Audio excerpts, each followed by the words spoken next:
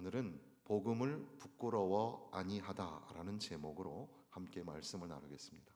복음을 부끄러워 아니하다. 바울 사도는 이 로마서, 그러니까 다른 서신서에 비해서 비교적 길지만 어떻게 보면 기독교인으로서 가져야 할 가장 기본적인 지식을 아주 체계적으로 논리적으로 잘 전달하는, 가르치며 전달하는 그 내용이 바로 이 로마서입니다.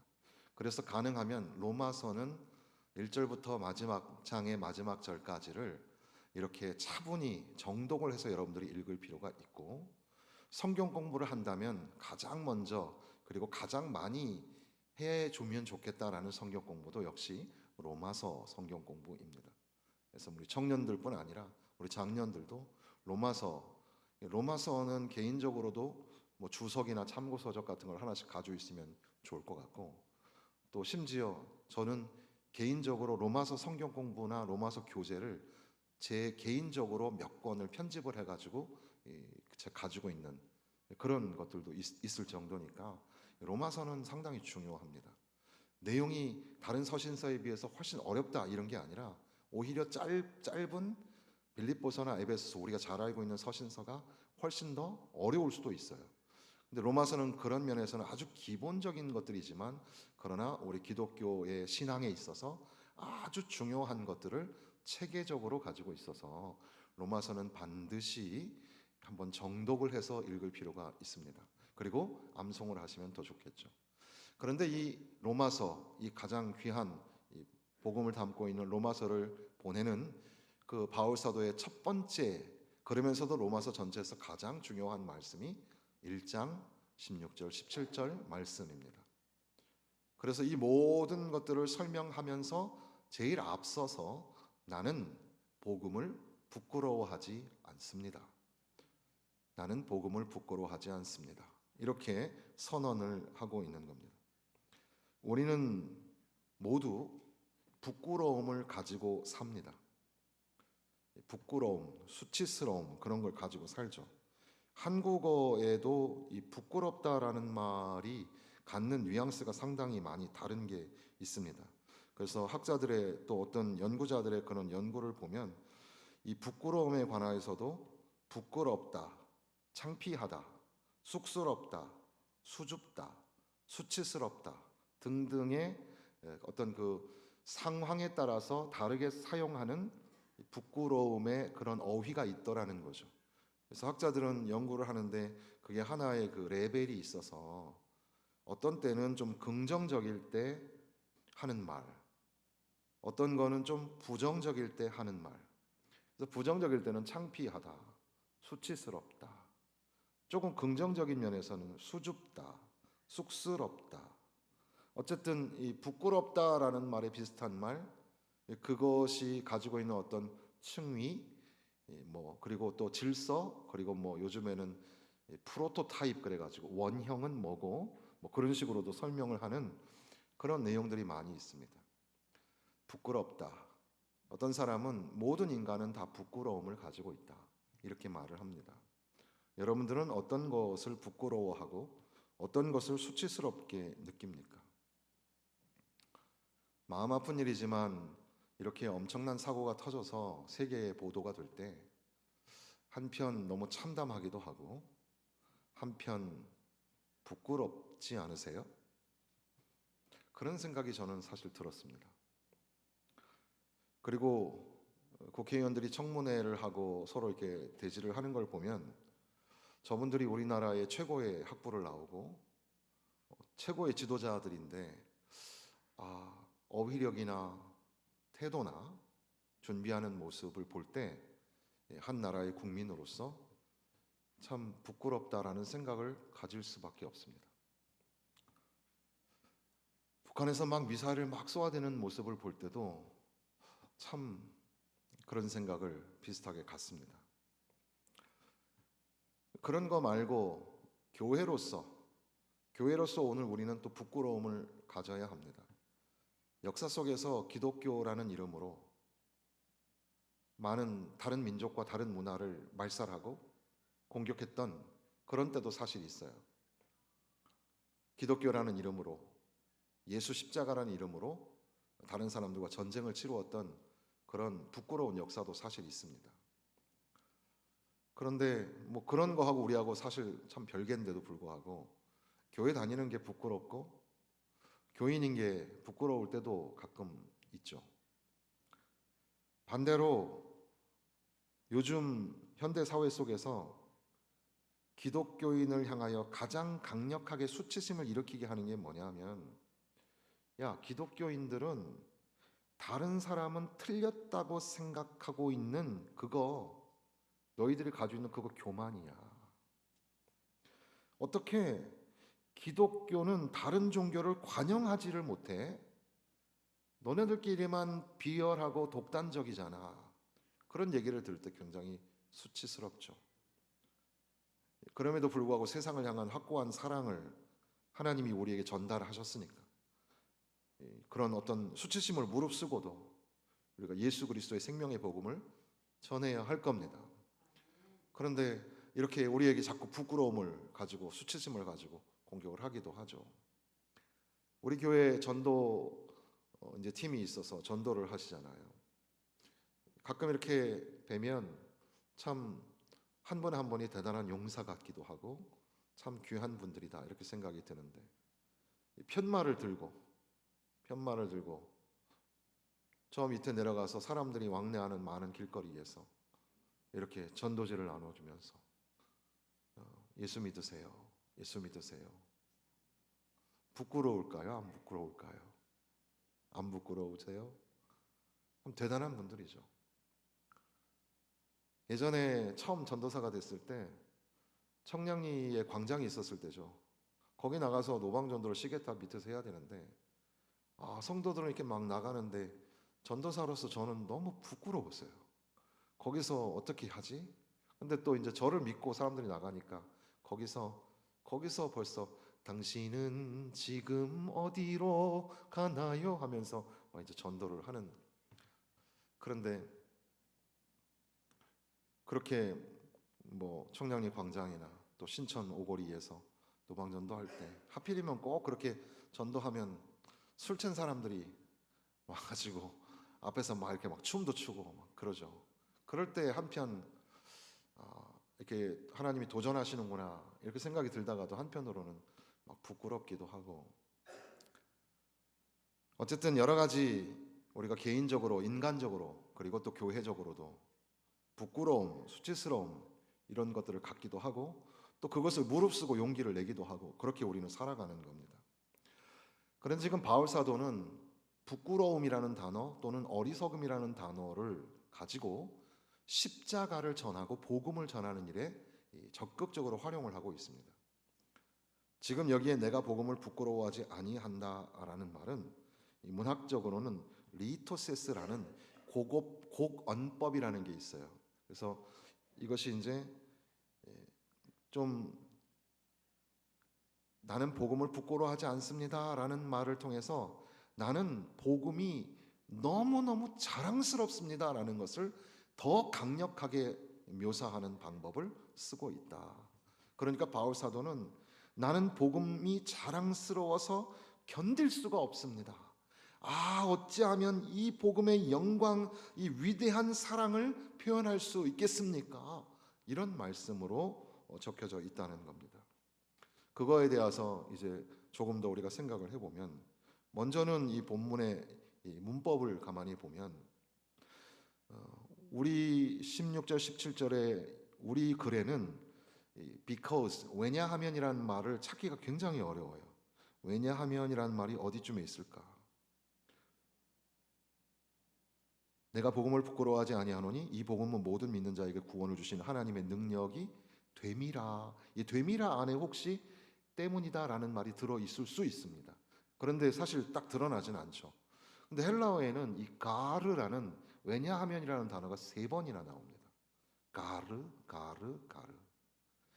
나는 복음을 부끄러워하지 않습니다. 왜냐하면 이 복음은 모든 믿는 자에게 구원을 주시는 하나님의 능력이 되기 때문입니다. 왜냐하면 하나님의 의가 이 복음에 나타났기 때문입니다. 왜냐하면 믿음에서 믿음에 이르는 오직 의인은 믿음으로 말미암아 살기 때문입니다. 이렇게 되어 있어요. 그러니까 이 왜냐하면이라는 것이 아주 중요하죠. 나는 부끄러워하지 않습니다.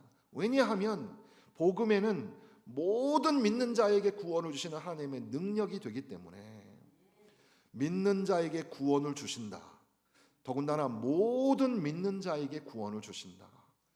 그러니까 우리가 이제 이번 한 달에는 사실 오전에는 십자가와 우리의 삶, 이것을 이렇게 접촉점을 생각하면서 말씀을 읽는 거고, 오후 시간에는 그러면 그 십자가를 우리가 복음이라고 할 때 복음이라는 것이 어떻게 내 삶에서 전파되어질 수 있을까? 이 복음과 전도의 삶에 관하여서 함께 나누는 시간을 갖는데요. 먼저는 이 복음을 부끄러워하지 않습니다라는 제목으로 함께 나누고자 하는 겁니다. 복음은 모든 믿는 자에게 구원을 주시는 하나님의 능력이라.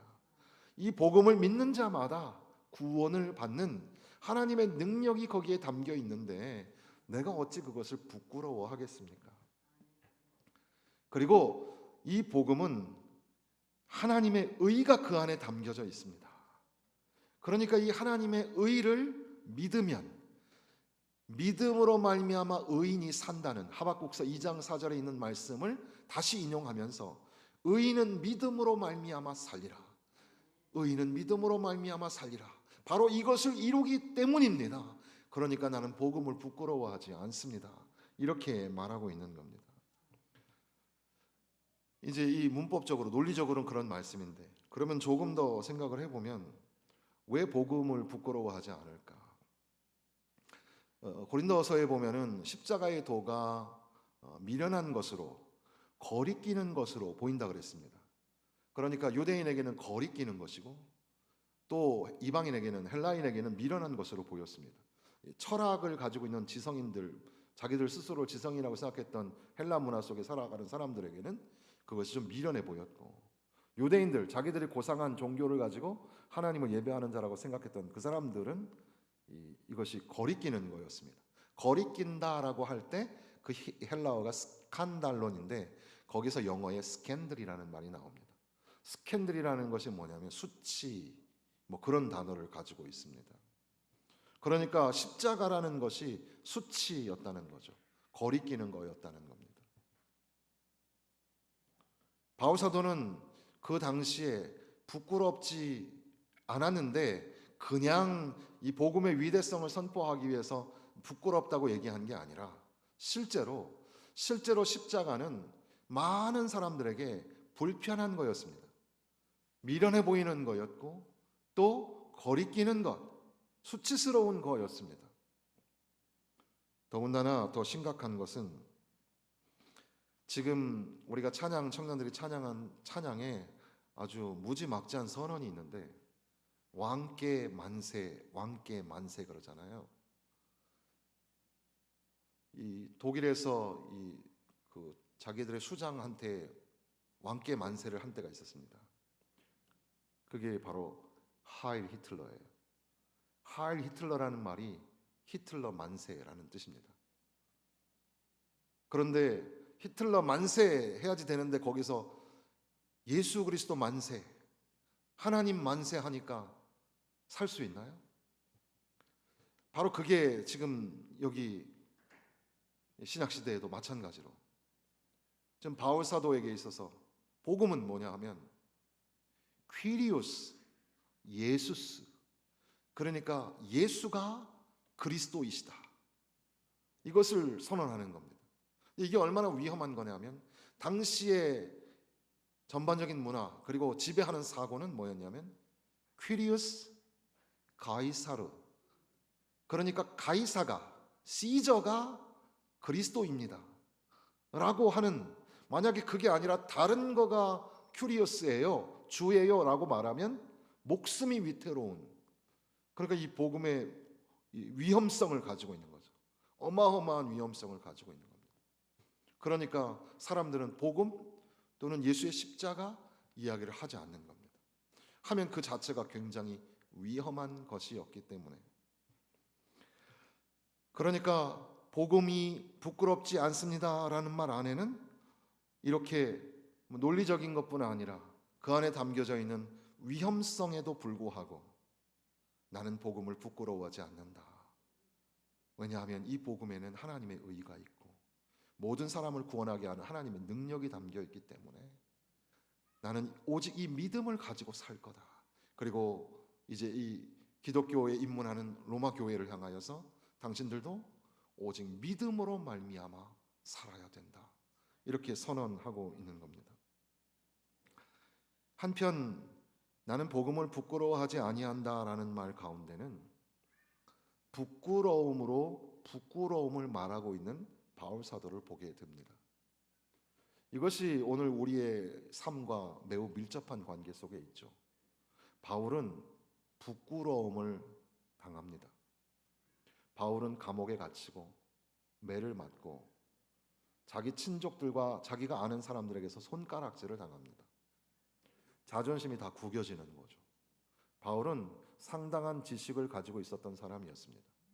당시에 그 문화의 학문의 학파가 있었는데 주류가 되는 학파에서 공부한 가말리엘이라는 문화에서 공부한 사람이었고 그리고 언어에 능통하였고 그리고 여러 가지 실력을 가지고 있는 사람이었는데 그럼에도 불구하고 가는 곳마다 예수님 때문에 그는 조롱의 대상이 되고 수치를 경험해야 됐고 매를 맞고 감옥에 갇히고 온갖 부끄러움을 다 자기의 삶에 담을 수밖에 없었습니다. 예수만 아니라면 예수님만 안 계시면 자기 마음대로 살면 꽤 멋진 인생을 살았을지도 모릅니다. 사실 유럽에 가보면 커다란 그런 박물관에 보면 조각들이 있잖아요. 그 중에 심심치 않게 여러분들은 많은 위대한 사상가의 조각들 속에 바울 사도의 조각을 찾는 재미도 있어요. 바울 사도가 그만큼 유명합니다. 유럽 사회에서는 철학자로서도 유명하죠. 그런데 그 사람이 예수 때문에 이 복음 때문에 십자가 때문에 수치와 조롱을 부끄러움을 마다하지 않았다는 겁니다. 그러니까 부끄러움이 없는데 그냥 나는 부끄럽지 않아요 라고 하는 게 아니라 실제 부끄러움이 있었다는 거예요. 그런데도 불구하고 부끄러움으로 부끄러움을 선언하기를 나는 부끄럽지 않습니다 라고 하는 겁니다. 바울 사도가 오직 이렇게 할 수 있었던 것은 그에게 강력한 삶의 변화를 일으키셨던 한 분, 그분이 계셨기 때문입니다. 그분은 바로 예수님이셨습니다. 예수님은 과연 부끄러움을 참아내신 분이었고 바로 그 예수 때문에 나도 그 십자가의 길을 갈 수 있게 된 거죠. 우리가 잘 아시는 대로 부끄러움이라는 단어를 가지고 있는 히브리서 12장의 말씀에 보면 믿음의 주여 또 온전하게 하시는 이인 예수를 바라보자. 그는 그 앞에 있는 기쁨을 위하여 십자가를 참으사 부끄러움을 개의치 아니하시더니 하나님 보좌 우편에 앉으셨느니라. 부끄러움을 참으신 분이 계셨습니다. 그러니까 우리는 그 십자가가 굉장히 낭만적이고 아름다운 것으로 생각하기 쉽지만 십자가는 무서운 형틀이었고 어떻게 보면 수치와 조롱의 상징이었습니다. 그 십자가에 매달려서 그래도 한국의 기독교 이제 캐톨릭의 역사까지 따지면은 거의 이제 200년이 넘어가는데 그런데 이 한국에 기독교가 들어왔을 때 우리 문화와 정서가 있다 보니까는 예수 그리스도의 십자가의 성화가 다 몸이 가려져 있는 게 많죠. 근데 실제 유럽에 있는 예수님의 십자가 성화는 완전히 벗겨진 그림들도 많이 있습니다. 사실 문화적으로는 십자가 위에 매달리는 죄인은 실오라기 하나도 거치지 못했습니다. 그러니까 온갖 수치와 조롱을 다 받아야 했죠. 예수님 때문에 그렇게 경기장에 끌려가서 거기에서 검투사들과 싸우거나 짐승들과 싸워야 했던 그리스도인들, 그들도 역시 매한가지였습니다. 로마인들이 객석에 앉아가지고 깔깔대면서 배꼽을 잡고 웃었습니다. 왜냐하면 그들이 다 벗고 있었기 때문에 벗은 남자들의 성기 모습이 이상하고 웃기게 생겼고 깔깔깔깔 웃으면서 피 흘려 죽어가는 걸 봤던 겁니다. 바로 예수 그리스도 때문에 그들은 그렇게 고난을 당했는데, 예수님의 십자가, 말할 수 없는 부끄러움이고 말할 수 없는 수치스러움이었습니다. 그런데 그분이 그렇게 죽으심으로 인하여서, 그분이 하나님이신데도 불구하고 피와 물을 흘리셔서 죽으시고 땅에 묻힌 바, 그러니까 굴 속에 들어간 바가 되고 그렇게 사형 선고를 당하시기까지 그렇게 낮아지시는 그 수치와 부끄러움을 마다하지 않으셨기 때문에, 바로 그것 때문에 당신의 죄가 사함을 받고, 바로 그것 때문에 괴수 중에 괴수였던 내가 구원을 받았다는 그 흥분과 감격이 가시지를 않고, 눈을 감아도 생각나고 또 다시 눈을 떠도 생각나는 하나님의 놀라우신 은혜 때문에 바울 사도는 이제 자기의 삶을 완전히 바꿔서, 나는 이제 예수를 위하여 사는 삶, 나는 내가 지금까지 자랑했던 모든 것들은 다 내려놓고 오직 내가 자랑하는 것은 예수와 예수의 십자가밖에는 자랑할 것이 없다고 그렇게 선언하는 겁니다. 그러니까 바울 사도는 나는 복음을 부끄러워하지 않습니다 라는 말을 할 때 그 가슴에는 예수 그리스도의 십자가, 예수의 생명의 복음이 가슴에 담겨져 있었던 겁니다. 이제 우리가 예배를 드리고 이제 가정으로, 또 직장으로, 학교로, 세상으로 나가서 한 주간을 삽니다. 부끄러움을 당하지 않고 수치와 조롱을 당하지 않고 자존심 세우면서 멋지게 그렇게 살면 참 좋겠습니다. 그런데 예수님 때문에 당하는 수치와 조롱이라면 괜찮습니다. 예수님 때문에 복음을 위하여 당하는 부끄러움이라면 그러면 괜찮습니다. 예수 믿는 것 때문에 주님이 기뻐하시는 사역을 하느라고 당하는 그런 수치와 조롱이라면 견딜 수 있습니다. 왜냐하면 바울 사도의 이 아주 공명하는 소리, 나는 복음을 부끄러워하지 않습니다, 이 소리가 내 머릿속에 쟁쟁하고 내 가슴에는 그렇게 부끄러움을 개의치 아니하시고 십자가를 참으신 예수가 계시기 때문에 그렇습니다.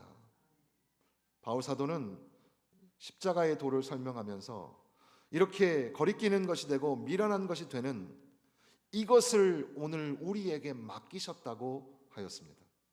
그리고 그 맡긴 것은 전도라는 것으로 우리에게 맡겨졌다는 거죠. 유대인은 표적을 구하고 헬라인은 지혜를 찾습니다. 우리는 십자가에 못 박힌 그리스도인을 전하는데 유대인에게는 거리끼는 것이고 이방인에게는 미련한 것이라고 합니다.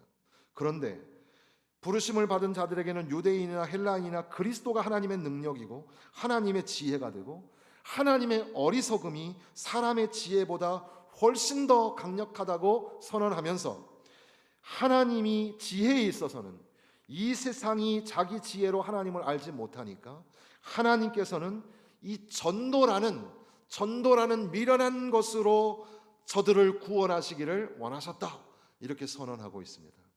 그러니까 그냥 수준이 낮아서, 그리고 너무 원색적인 복음이기 때문에 전도가 미련하다는 뜻이 아니라, 하나님의 지혜는 세상이 가지고 있는 지혜와 비교할 수 없는 탁월하신, 오히려 하나님이 우리에게, 인간에게 눈높이를 맞추어서 하나님의 지혜를 선포하는 것이 전도라는 사실이죠.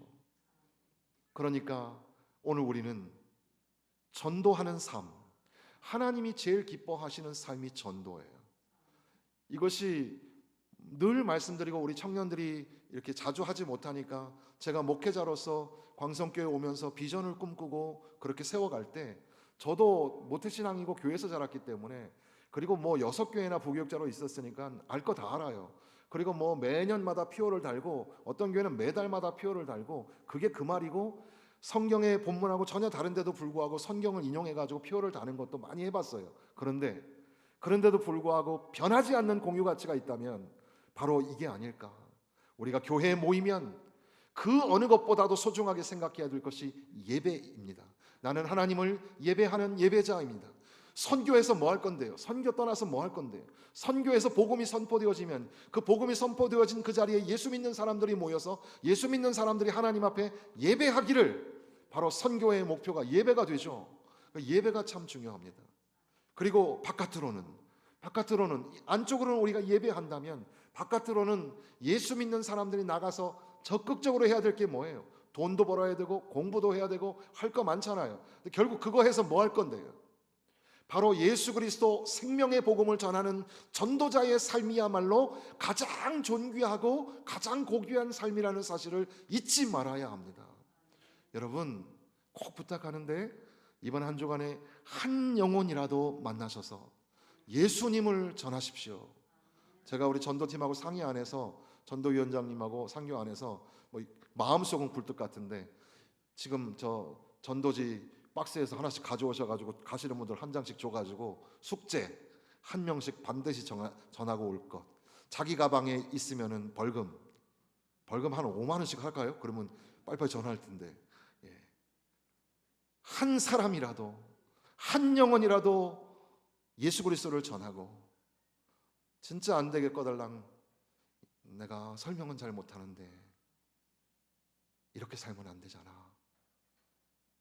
우리 교회 가서 하나님 말씀 듣자. 예수 그리스도를 믿어야 돼. 이제 얼마나 살겠어. 진지하게, 정말 진실하게 복음을 전하는, 꼭 우리 교회에 데려와라, 뭐 여기 앉혀라, 이런 게 아니어도 좋습니다. 예수님을 꼭 전하는 전도자의 삶이 참 중요합니다. 바로 그리고 내 삶의 열매가 맺혀져야 할 인격적인 삶, 그리고 뭐 사회적인, 대사회적인 삶, 이 사람과의 관계적인 삶, 그리고 주님과의 관계, 그 모든 것들이 이렇게 성숙하여져 가는 것을 우리는 제자도라고 합니다. 제자됨. 그래서 결국 우리는 나는 하나님의 예배자입니다. 나는 예수의 생명의 복음의 전도자입니다. 그리고 우리는 예수 그리스도의 제자입니다. 이 공유 비전, 이 공유하는 최고의 가치, 이것을 가지고 함께 신앙생활을 해나가는 거죠. 왜 그러냐면 우리가 오전의 말씀과 오후의 말씀을 연결해서 십자가가 구원을 주시는 하나님의 능력이 되고, 십자가 때문에 우리는 용서하고 사랑하고 화해할 수 있을 만큼 십자가는 능력이라, 이 능력이라는 말이 성경에 몇 번 안 나오죠. 가끔 설교자들이 능력이라는 단어 할 때마다 뭐라 그래요? 듀나미스레메요, 다이너마이트라는 말 자꾸 하죠. 왜냐하면 이게 엄청난 폭발력을 가진 치명적인 화해를 가져다 주는 게 십자가이기 때문에 그렇습니다. 그 십자가, 그 생명의 복음을 전하는 전도가 거리끼는 것이고 미련한 것처럼 보이지만 이것이 영혼을 구원하는 일이며 이것이 생명을 살리는 일이고 이것이 하나님이 기뻐하시는 전도자의 삶이 되는 것을 잊지 마시기를 바랍니다. 왕께 만세, 이 찬양을 제가 뒤에서 들으면서 가슴이 뭉클하고, 청년들이 그 신학적인 맥락과 배경을 깊이 모른다고 하여도 저들이 저렇게 선언하는 그곳에 하나님이 얼마나 기뻐하실까, 그렇게 생각이 듭니다. 사랑하는 우리 청년들, 여러분의 직장의 자리, 여러분의 학교의 자리, 그곳에서 예수 그리스도가 구주이신 것을, 예수님이 왕이신 것을 선포하며 사시기를 바랍니다. 우리의 가정, 우리의 직장, 우리의 사업의 현장, 삶의 자리, 소위 공적 광장이라고 하는 우리의 그리스도인으로서의 삶의 모든 자리에서 그리스도가 왕이라는 사실을 선포하고 선언하며, 그렇게 하나님의 지혜를 드러내는 십자가를 전하는 전도자의 삶이 오늘 우리 교회 모든 성도들의 삶이 되시기를 주님의 이름으로 축원합니다.